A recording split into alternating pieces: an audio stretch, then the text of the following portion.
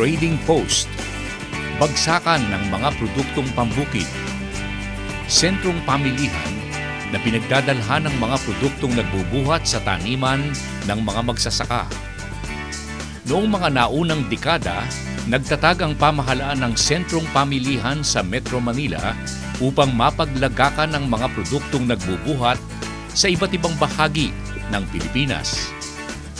Kaakibat nito ang mga outlets o maliliit na pamilihan na siya namang namamahagi ng mga paninda na kailangan ng mga mamimili. Ang ganitong paraan, kabayan, ay sinabing dapat na maitatag sa iba't ibang bahagi ng ating kapuluan. Sa mga panahong ito, muling binubuhay ang nasabing sistema sa pamamahagi ng mga produktong pambukid. At isa rito ang tinungo ng ating alamin sa lalawigan ng Quezon. Ang pinakang nakikita ko pong pinagkaiba nito sa ibang bagsakan is yung protection namin sa mga magsasaka. Okay.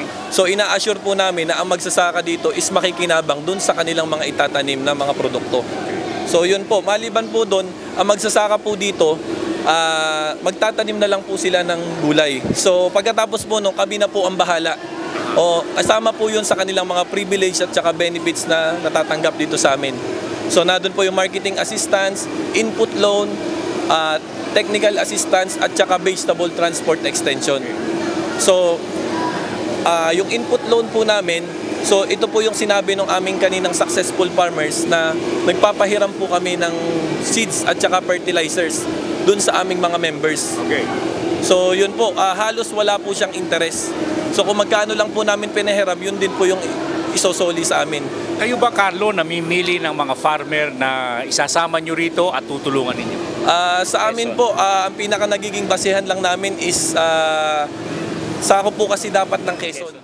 Doon sa mga binabanggit mo, may mga different quadrangles dito sa loob, ano? Ano-ano yung mga quadrangles na yan? Paliwanag mo. So, yung quadrangles po na makikita dyan sa ibaba. Itong isa to, no?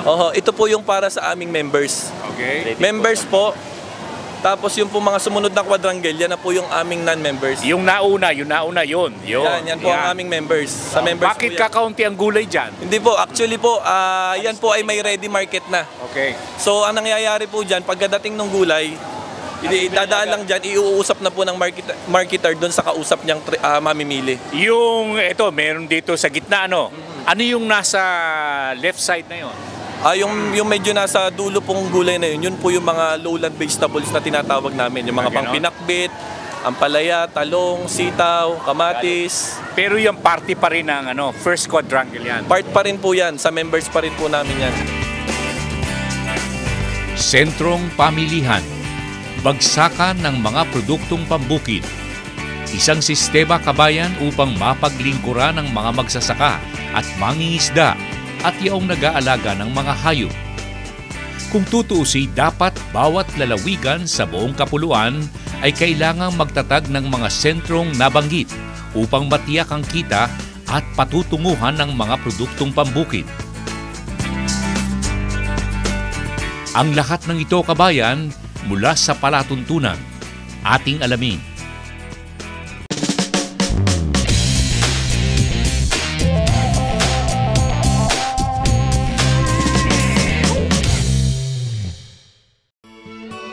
The Filipino local flavor never ceases to amaze one's taste. It brings you home to the good old times. Jerry's Farm Products, available at selected leading supermarkets and dealers. Kabayan, napakarami ng gumagamit ng Feed Pro. Ang Feed Pro po ay talagang inaano ko sana, talagang maganda po. Yun nga, sabi nila, ang aming baboy, pag kami nag-aalaga, nakaka-90. Nagyababi ko na kami, nakaka-100 kahit may bagyo. Sa akin po talagang iaano ko na Feed Pro talaga. Dahil subok na talaga kasi nakailang feeds na nga po yung inaano namin. Saka sa pagkakarni po, maganda ang karne ng Feed Pro. Okay po, hindi po ako masyadong hirap at ang akin po mga alagay talagang mabibigat. Sa Feed Pro, nakasisiguro kayong lalaking malusog ang inyong mga alaga. Sapagkat ang Feed Pro ay walang anumang halong kemikal, hormones at antibiotiko. ang lahat ng sangkap ay tungo sa likas na pagpapalaki ng ating alagaing baboy. At alagaan pa ang baboy sa likas na paraan. PIGS, Profitable Innovative Growing System. Bawas gastos, bawas trabaho, at siguradong walang masamang amoy. Kaya't ano pa ang hinihintay niyo, kabayan? Feed Pro na! Mamaya, kabayan, ipagpapatuloy po natin ang pagbibigay ng mga karagdagang kaalaman ukol sa mga bagong lahi ng baboy na kailangan po natin upang makatulong sa malawakang produksyon sa Pilipinas. Dagdag kaalaman, pagkalipas lamang ng ilang paalala.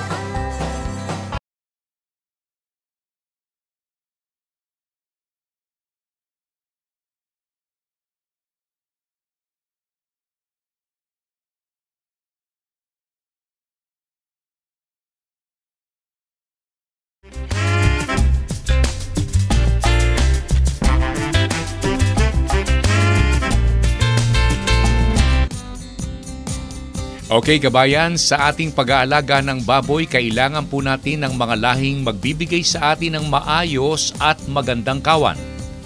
At kung ating alamin ang tatanungin sa pag-aalaga ng baboy, kailangan ang mga inahin upang makabawas sa mga gastusin tulad ng pagbili ng mga biik na palakihin.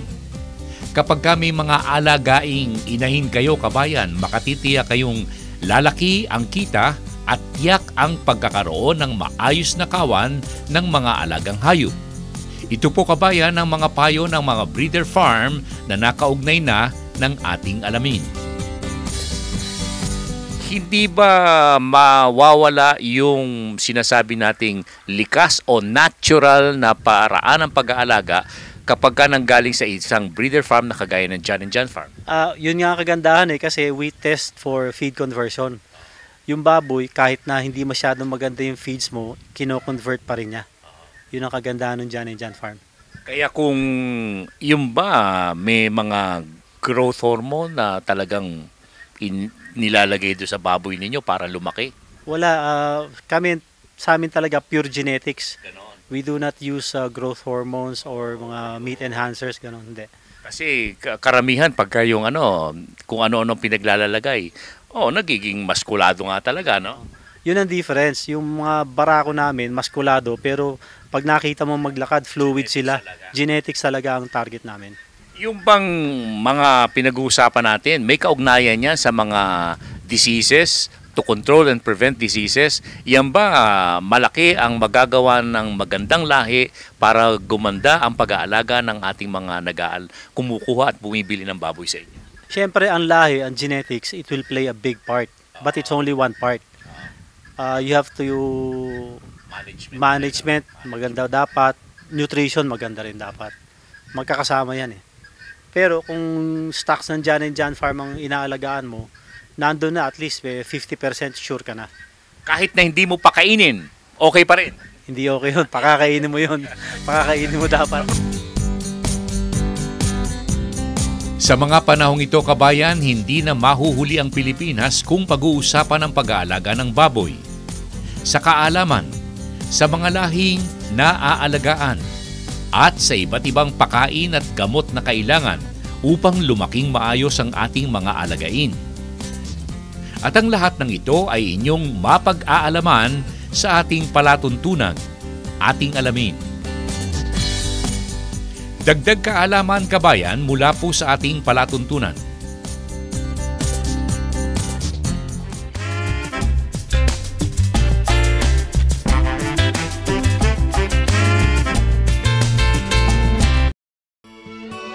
The Filipino local flavor never ceases to amaze one's taste.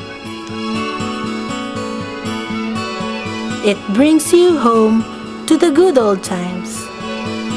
Jerry's Farm Products, available at selected leading supermarkets and dealers.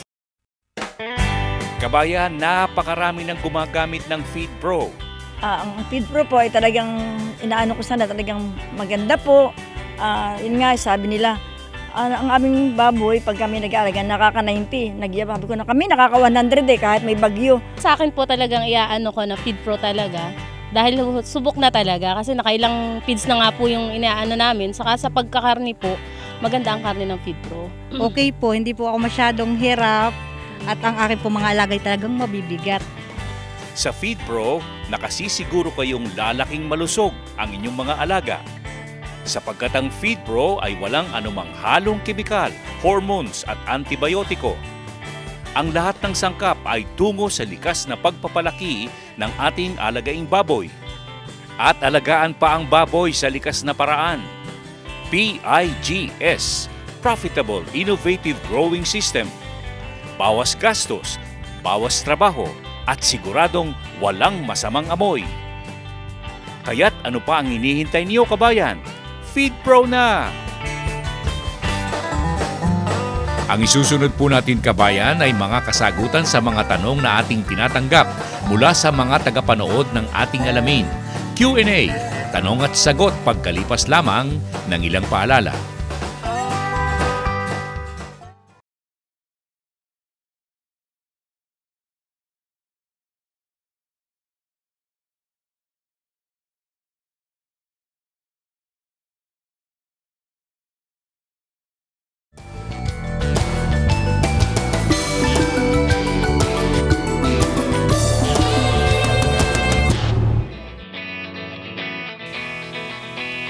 Okay, kabayan, balik po tayo sa ating palatuntunan sa araw na ito. Unahin po natin ang tanong at kahilingan mula sa kabayan po nating si Ginoong Artemio Quitaliano. Nagtatanong siya kung okay ang pag-aalaga ng Peking duck na gusto niyang ilagay sa kanyang farm. Okay po yan, kabayan, at napag-alaman po ng ating palatuntunan na hindi po nawawala ang pamilihan para po sa mga Peking duck sa sisiw at kakarnihing bahagi po nito. Ang isa pang tanong ay ukol naman sa itik na ating na-feature, kabayan, sa ating palatuntunan, ang mallard ducks na pinagbuti ng mga dalubhasa ng Picard. Pwede kayong makakuha ng mga sisiw mula kay Ginoong Ricky Malolos ng Barangay Anastasia sa Santo Tomas, Batangas, kabayan. Sa Mount Clair Subdivision ang kanyang farm, kabayan ko. Okay, kabayan, sa ating pagpapatuloy sa ating Q&A, bilang tulong na rin doon sa mga nagtatanong tungkol sa produksyon ng palay at kung papaano makapagtitipid ang mga magsasaka sa kanilang gawain sa produksyon ng bigas. Alam po ninyo, may nasumpungan pong makinarya ang ating alamin. At ito ay ang maliit na paggiling ng palay na abot kaya lamang ng inyong bulsa. Ito po, kabayan, mini kono. Ito po yung kwan natin, sir, yung rice mill electric kung tawagin po namin, sir. Ito po, pwede po siya sa palay, pwede po sa mais. Pag bibigasin po natin yung palay, sir, pwede po ito. Tapos sa mais naman po, corn grits, crack corn, tsaka yung medium crack, kaya po niya, sir. Apo, sir. Ibig sabihin nito, pagka nilagay ko yung palay ko dyan, pag lumabas, bigas na? Bigas na, sir. Ito ba na i-introduce nyo na sa mga magsasaka? May mga truck po kami, sir, na nagde-demo po, na lumalakad, sir. Pero hindi pa po ganun ka popular, sir. Dito sa atin po, isa pa lang po yung branch namin dito sa San Antonio, sir. Ang naging sample po nating, kabayan, ay mais. Pero yan po ay gamit din po sa palay. Presto, kabayan, sa 3 hanggang 5 sako ng palay ang kaya pong gilingin ng nasabing makinarya. Ipakikita po natin ang buo, kabayan, sa mga darating na pagtatanghal ng ating palatuntunan, ang tinatawag po nating mini kono.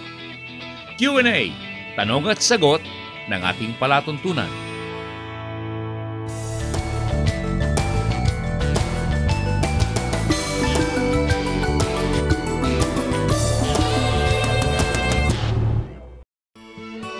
The Filipino local flavor never ceases to amaze one's taste. It brings you home to the good old times. Jerry's Farm Products, available at selected leading supermarkets and dealers. Kabayan, napakarami ng gumagamit ng Feed Pro. Ang Feed Pro po ay talagang inaano ko sana, talagang maganda po. Yun nga, sabi nila, ang aming baboy, pag kami nag-aalaga, nakaka-90. Sabi ko na kami, nakaka-100 kahit may bagyo. Sa akin po talagang iaano ko na Feed Pro talaga. Dahil subok na talaga kasi nakailang feeds na nga po yung inaano namin. Saka sa pagkakarni po, maganda ang karne ng Feed Pro. Okay po, hindi po ako masyadong hirap at ang aking po mga alagay talagang mabibigat. Sa Feed Pro, nakasisiguro kayong lalaking malusog ang inyong mga alaga. Sapagkat ang Feed Pro ay walang anumang halong kemikal, hormones at antibiotiko. Ang lahat ng sangkap ay tungo sa likas na pagpapalaki ng ating alagaing baboy. At alagaan pa ang baboy sa likas na paraan. PIGS, Profitable Innovative Growing System. Bawas gastos, bawas trabaho, at siguradong walang masamang amoy. Kaya't ano pa ang hinihintay niyo, kabayan? Feed Pro na! Antabay po kayo, kabayan, sa ating mga pagpapakitang gawa sa GSK Gabayan sa Kabuhayan. Pagkalipas lamang ng ilang sandali.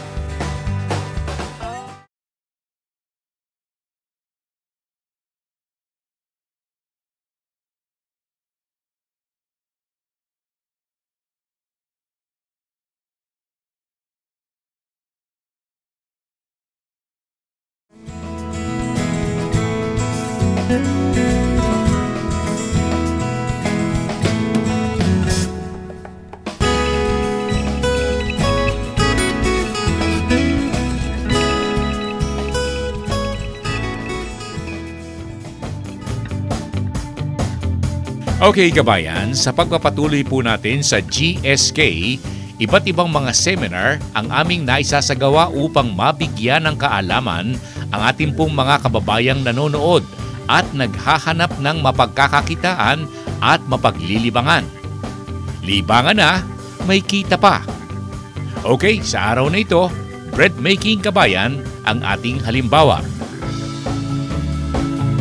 So dito, bago natin ilagay sa mixer, pagsasama-samahin natin lahat ng dry ingredients.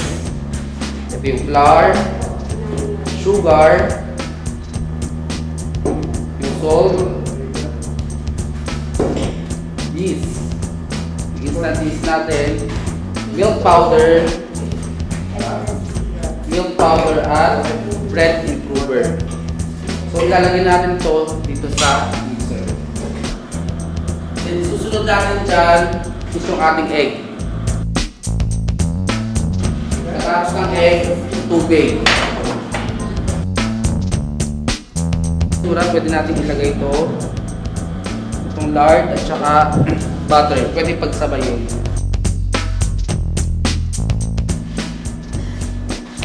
So rest natin to ng 15-20 minutes. Ito yung ating hotdog buns. Pa-flatten natin para ma-release yung air. Tapos, babalik ka rin para yung makinis na part yung nasa labas mamaya pag i-roll natin. Then yung hotdog, ilalagay natin sa ibabaw. I-roll natin pababa. Ganyan. Kailangan makita yung hotdog sa silid, sa dulo.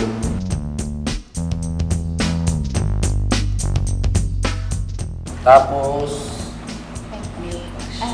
milk wash. Ma'am, ano pong ina-expect nyo na matututunan dito sa GSK? Gumawa ng tinapay na mas masarap para dun sa mga kliyente. Yung magagawa namin dito ay yung talagang mabibili, tsaka yung satisfied yung customer. Yun lang. Ano pong balak nyo gawin pagkatapos yung matuto gumawa ng bread dito sa GSK? Siyempre, magda-dry run muna kung na-satisfied ako o yung mga kapitbahay namin o yung mga ka-office mate ko, siguro pwede na siya talaga pang commercial. Actually, marami na po ako na-attendang training dito at masaya, magandang matuto kasi talagang in the near future, alam ko pwede ko siyang magamit. Sa business talaga. Kabayan, kung interesado po kayong matuto at magkaroon ng hanap buhay at negosyo, sali na po kayo sa mga seminar ng GSK. Makipag-ugnayan po kayo sa telepono, sa internet. at sa aming tanggapan sa lungsod ng Parañaque. GSK, Gabayan sa Kabuhayan.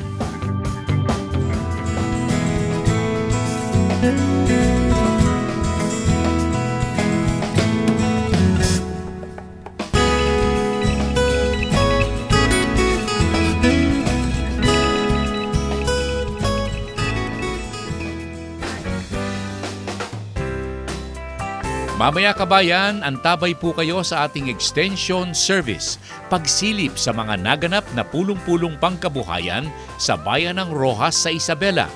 Pagkalipas lamang ng ating alamin Advertisers Directory.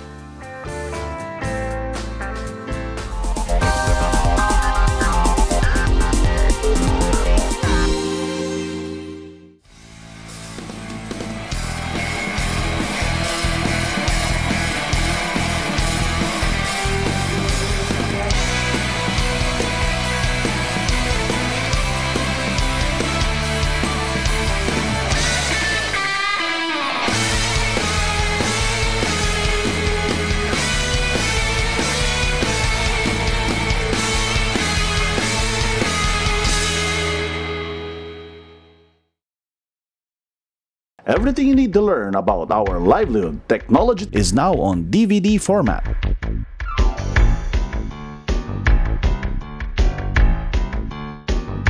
Get your copy now at the following branches. Fast times need fast solutions. That's where Infotex comes in. Announcements in schools and universities. I get to know kung may pasok o wala. For fast delivery. Mabilis namin natatrack ang mga packages. Via text for nationwide safety and security. Mabilis namin nakuha ang command mula sa central base. Infotex cares for your health. We get outbreak information and vaccines via text. Everything in a click. Caring solutions by Infotext. Kabayan, napakarami ng gumagamit ng FeedPro.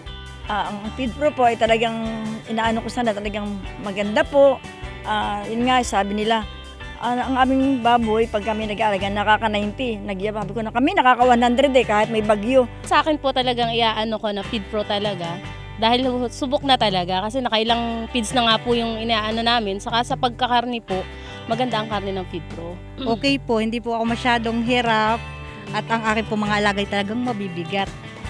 Sa FeedPro, nakasisiguro kayong lalaking malusog ang inyong mga alaga. Sapagkat ang FeedPro ay walang anumang halong kemikal, hormones at antibiotiko. Ang lahat ng sangkap ay tungo sa likas na pagpapalaki ng ating alagaing baboy. At alagaan pa ang baboy sa likas na paraan. PIGS, Profitable Innovative Growing System. Bawas gastos, bawas trabaho, at siguradong walang masamang amoy. Kaya't ano pa ang hinihintay niyo kabayan? FeedPro na!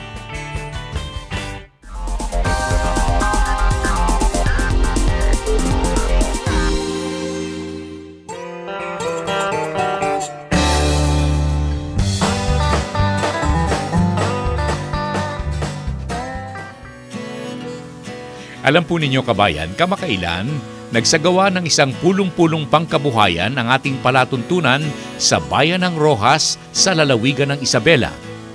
Do'y dumalo at nakibahagi ang maraming mga nag-aalaga ng baboy at yaong nais na magkaroon ng kaalaman ukol sa nasabing alagain. Nakatanggap po ng maraming tanong kabayan ang ating palatuntunan at pawang nasiyahan ng lahat sapagkat nasagot ang kanilang mga katanungan at kahilingan. Naging sentro po ng talakayan ang ginawang pagpapaliwanag ng kanilang alkalde at kung ano ang naibibigay na tulong sa kanilang mga nasasakupan. At namahagi pa ng biik si Mayor Benedict Calderon para makapagsimula sa pag-aalaga ng baboy ang mga mapalad na makakakuha ng nasabing alagain. Una-una, isa pong malaking honor na dumating po kayo sa bayan ng Roxas. Alam niyo po, palagi ko po kayong pinapanood. Actually, ako yung #1 fan nyo. Idol. Marami kasing natututunan sa ating pong programa. Kanya isang malaking honor na kayo po'y naririto At welcome po sa Bayan ng Roxas. At siyempre, mga kababayan natin, palakpakan nga si Ka Jerry, yung mga kababayan po natin. Kasalukuyan po, Ka Jerry, kung makikita nyo po itong kinakatayuan natin, kinalalagyan po natin ngayon, ito po yung Agri-Pinoy Trading Center na ibinigay ng ating pong mahal na sekretary dahil nakita po nila ang Bayan ng Roxas sa Isabela, particularly dito po sa may Region 2, sabihin na natin, tayo po ang #1 producer ng lowland vegetable. Ito po yung tinatawag na pinakbet vegetable. Kung ang La Trinidad po ay mga highland vegetable, ang Biskaya, mga highland vegetable po, tayo po, andito po pinoproduce yung mga pang pinakbet po natin dahil ang mga gulay po natin nakakarating pa sa ibang lugar, sa Manila, sa Baguio, sa Urdaneta.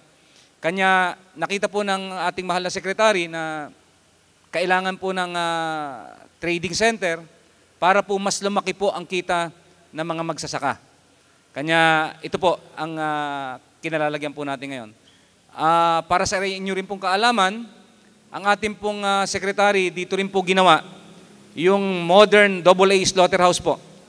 Dito po sa Roxas, ito po yung ginagamit na po namin ngayon, operational na po yan. At ang Monterey po ay na-ikwan namin. Dito po sila nag-i-slaughter din ng kanilang baboy for distribution po sa buong Region 2. Opo. Tapos, dito rin po nilagay yung livestock auction market ng Isabela kung saan nag-ooperate po ito tuwing Monday. Ginadjive po namin yung operation para po yung mga mamimili po ng mga baka rito, pagpunta po nila ron sa Urdaneta, dahil every Tuesday, Thursday po yata ang operation doon, para naka-jive po yung mga trading ng mga livestock po. Okay? Ito pong baboyang walang amo yan ng PIDPRO. Actually, nung last fiesta, no, Araw ng Roxas, in-invite po namin sila, nagkaroon po kami ng Lechon Festival. Kung nabalitaan nyo po siguro yan. Ang isang programa po kasi ng pamahalaan lokal, particular doon po sa mga tobacco farmers po natin, meron po silang babuyan. Meron po tayong biniling almost 80 na inahin. At ang ginagamit po natin dito, yung PIDPRO. Ito po, at munisipyo po ang nag-ooperate niyan. Ang dami na po nabigyan ng mga kulig. Una, dispersal po natin yan. Yung iba naman po, para masustain lang po yung operation, pinababayaran po yung biik na ibinibigay. Kanya, ito pong pagpunta nyo po rito, talagang ito po tamang-tama dahil po ang gusto po natin kasi dito sa Bayan ng Roxas, ito po yung growth center, Ka Jerry, ano? Kung makikita nyo po, maraming bayan ang namimili rito, maraming trading center po ng District 2. Dito po namamalengke ang karatig bayan namin. Very timely po yung pagpunta nyo dahil ang gusto po kasi namin dito, habang gumaganda po yung bayan natin, gumaganda rin po yung kita ng mga farmers, ng mga individual, lalong-lalo yung mga pwedeng mag-alaga ng mga baboy sa kanilang mga bakuran. So maganda po't matuto po kami lahat dahil sa inyo rin pong kaalaman, isang programa po ng aming pamahalaan lokal yung mag-disperse ng mga biik po para paalagaan po namin sa mga kababayan namin. So sa ating po mga kababayan, napakalaking honor. Nandito po si Ka Jerry, marami tayong matututunan at ang pamahalaan lokal po, katulad po ng ginagawa po natin palagi na tumutulong. Asahan nyo po na andito lang po kami kung may pangangailangan. Andito po ang ating municipal agriculturist. Andito po yung mga staff natin dito, lalo particular po sa pagtatanim ng gulay. Nakahanda po tayong umalalay po palagi sa ating lahat. Kanya maraming salamat, Ka Jerry. Maraming salamat po sa ating lahat at mabuhay po kayo at mabuhay po ang Bayan ng Roxas. Bayan ng Roxas sa Isabela, Kabayan. Ang isang nadalaw ng palatuntunang ating alamin at ng FeedPro. Ito po'y kasunod ng ginawang pulong-pulong sa bayan ng Igiig sa Cagayan. Ang lahat ng ito, kabayan, sa ating extension service ng palatuntunang ating alamin at Feed Pro. Kabayan sa Feed Pro, lamang kayo sapagkat natural ang inyong alagain.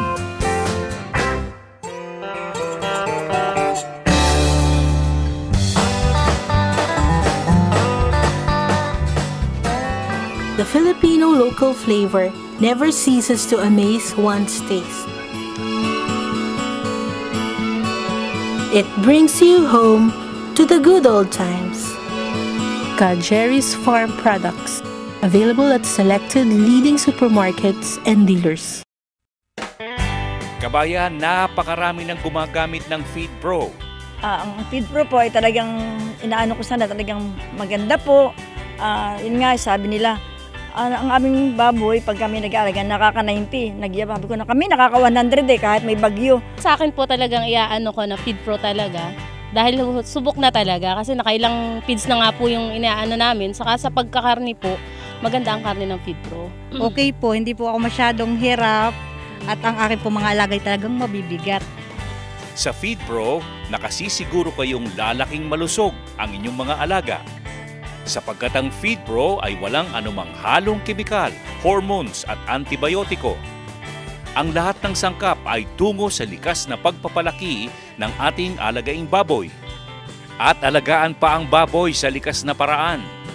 PIGS, Profitable Innovative Growing System. Bawas gastos, bawas trabaho, at siguradong walang masamang amoy. Kaya't ano pa ang hinihintay niyo, kabayan? Feed Pro na! Mamaya, kabayan, sa huling bahagi ng ating palatuntunan, babalikan po natin ang mga naibibigay ng Trading Center para sa mga produktong pambukid. Mamaya, pagkalipas lamang ng ilang paalala.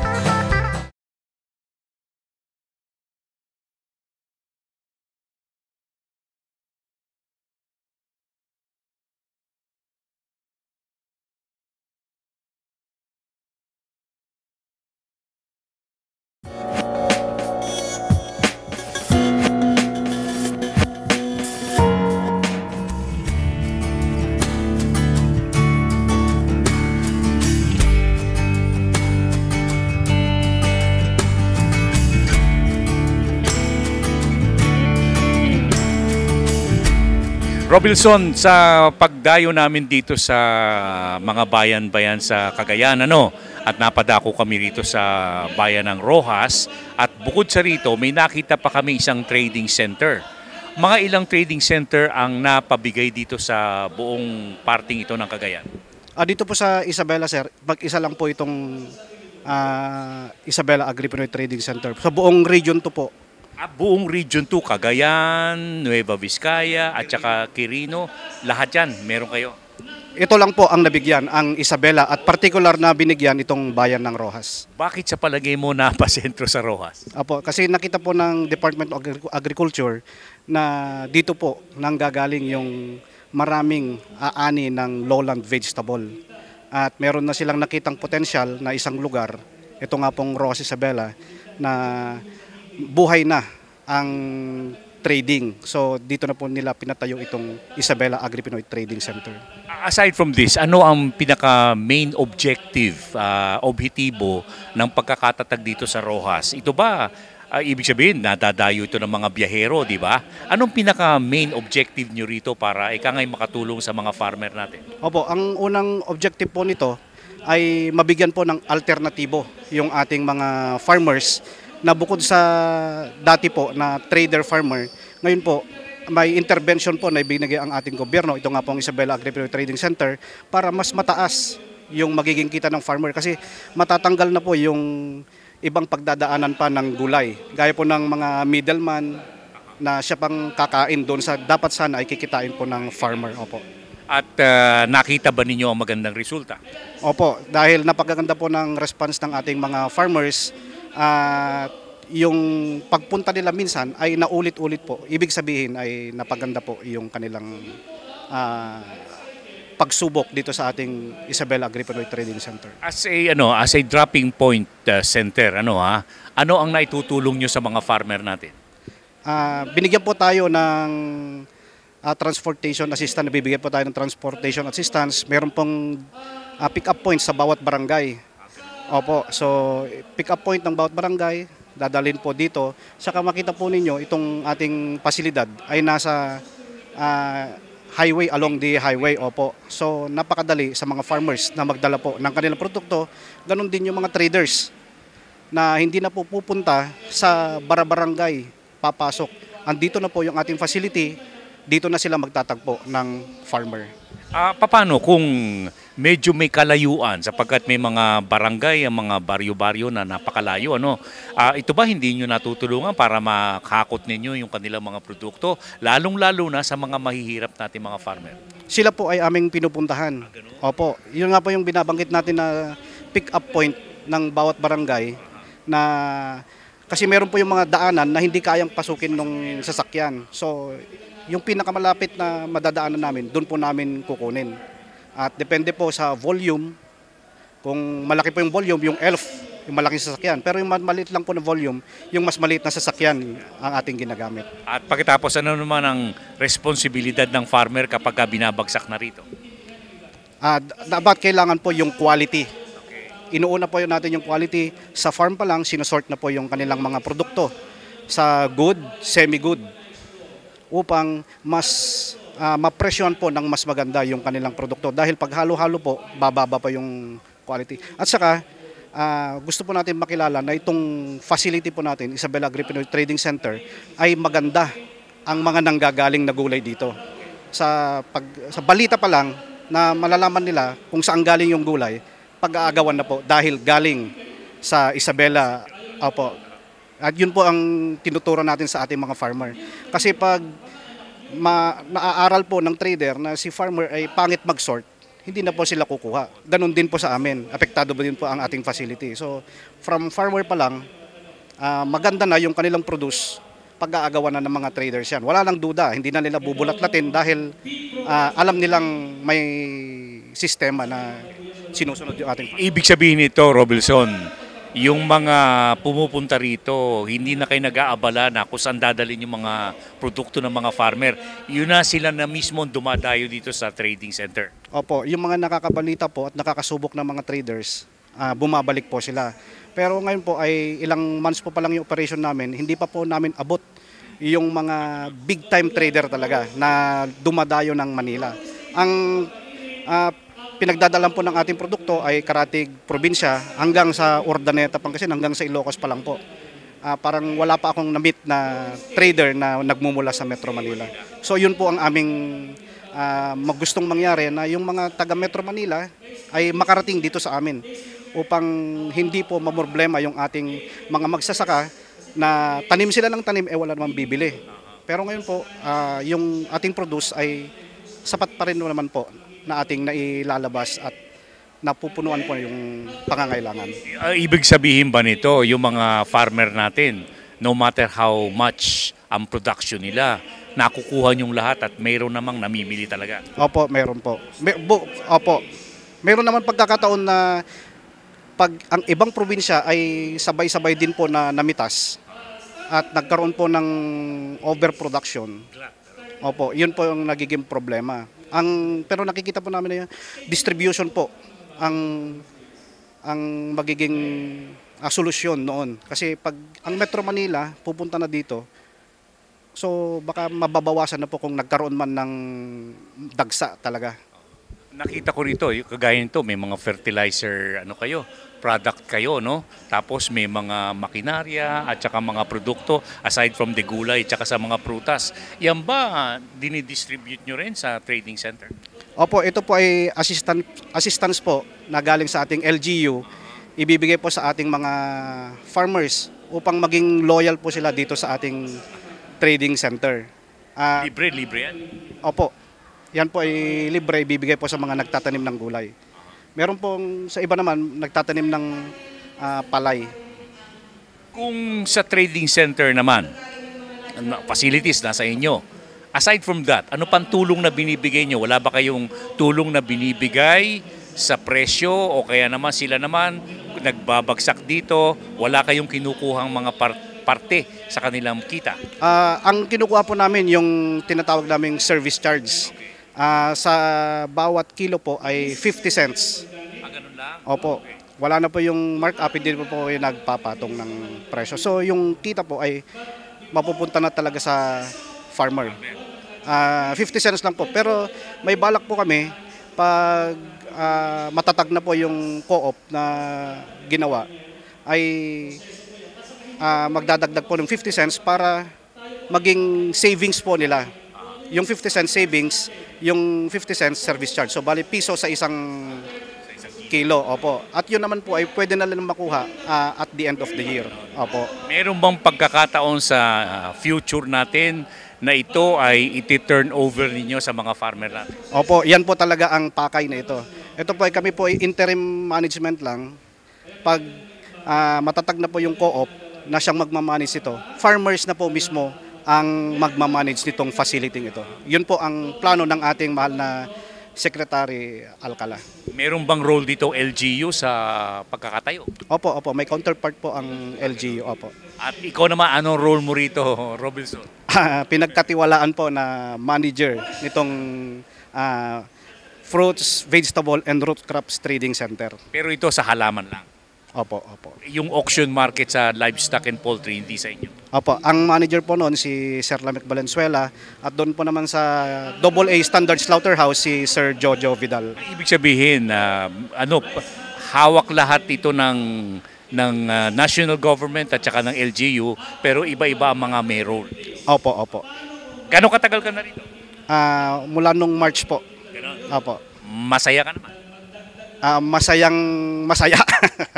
Okay, kabayan, si Robilson Clarino. Clarino ang nakasama po natin dito sa kanilang trading center sa kinalalagyan po natin sa bayan ng Rojas dito po sa lalawigan ng Isabela na dinayo po natin sa ating palatuntunang ating alamin. Okay, kabayan, ito po naman ang inyong lingkod ka Jerry Geronimo nagsasabing ang larangan ng pananakahan, pangisdaan, mga palatuntunang pangkabuhayan, pati na po ang ating mga trading center na ibinibigay sa ating mga magsasaka sa pamamagitan po ng kanilang pamunuan. Nagsasabing hanggang sa muli, mabuhay po kayong lahat, kabayan.